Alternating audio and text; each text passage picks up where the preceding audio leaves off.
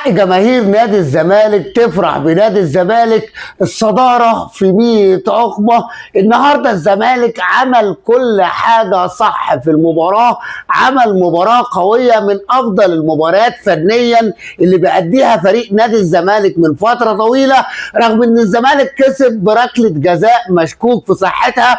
عايز حضرتك تبص على ركلة الجزاء مرة تانية، ما ترتقيش للتلامس ولا الكورة دي اللي توقع مهاجم ولا توقع ناصر منسي، لكن ما حدش يتكلم في التحكيم. وبنقول للزمالك الف مبروك على صداره الدوري اللي وصل 40 نقطه، متفوق على الاهلي وبيراميدز بفارق 3 نقاط، وده كله بفضل جماهير نادي الزمالك اللي النهارده كانت كلمه السر وحركت الصخر في الملعب. والزمالك عمل عكس المتوقع ونزل على بيراميدز كسبه في مباراه رائعه اضاع الزمالك الكثير والكثير من الفرص. وبيراميدز كعادته لما بيجي لاعب الزمالك بيبقى بطه بلدي. بنشوف لعيبه بيراميدز ما بتحاولش تعمل اي مجهود، بتحاول تعمل اي غلطات. النهارده الزمالك كان النجم معتمد جمال اللي عمل مباراه قويه، وكل يوم بيثبت ان مفيش مدرب هيجي اكفأ منه في الفتره الحاليه. عايز اقول لحضراتكم السلام عليكم ورحمه الله وبركاته. اللهم صل وبارك على سيدنا محمد، صلاه عبد قلت حيلته ورسول الله وسيلته، فرج عنا ما نحن فيه بسر بسم الله الرحمن الرحيم.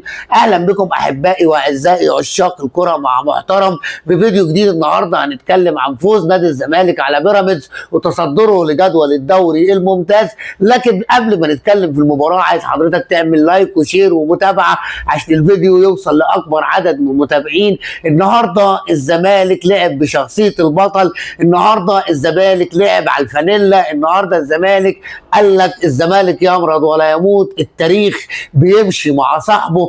اداء لعيبه النهارده مميز، عبد الله السعيد اللي عنده 40 سنه بيعمل مباراه من اجمل مبارياته، رجع 10 سنين عبد الله السعيد في المباراه النهارده. شيكوبانزا اللي كان كل مره زي الطور الهايج، النهارده شيكوبانزا بيعمل اسيستات ممتعه. احمد فتوح من ساعه ما اتحط في نص الملعب وعمل كيان لنادي الزمالك في المباراه. لكن نيجي على المتعه، على احسن لعيب، واللعيب ده اللي هيروح في حته تانيه مع نادي الزمالك، الفينا اللي عمل مباراه النهارده من العيار الثقيل وخلى لعيبه نادي بيراميدز ترتكب الكثير من الاخطاء والانذارات. ناصر منسي يكفيه ركله الجزاء اللي هو عملها. دفاع نادي الزمالك، الزمالك النهارده ادار المباراه دفاعيا بشكل حلو. الزمالك عارف امتى يهاجم، امتى يدافع، امتى يقف على الكره المرتده، اللي كان بيعمل التحولات في الكره المرتده بشكل عالمي. نادي الزمالك معاه 2 3 لعيبه صراع قدام، ومعاهم في النص محمد شحاته اللي عامل مباراه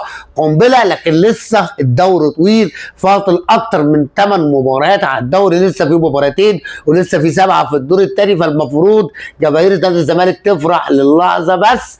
الف مبروك للزمالك، الف مبروك لعشاقه في الكره مع محترم، مفيش حاجه هتفوتك.